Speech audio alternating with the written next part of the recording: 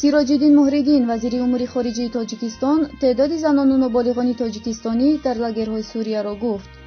سیراج‌الدین محریدین امروز ضمن نشست مطبوعاتی گفت فعلا در زندان‌های عراق 43 زن و یک کودک هستند. در لاگرهای سوریه باشد حدود 554 شهروند تاجیکستان نگهداری می‌شوند. وزیر توضیح داد که میان شهروندان تاجیکستانی در لاگرهای سوریه از جمله 86 زن، 228 دختران نابالغ و 240 پسران نابالغ میباشند.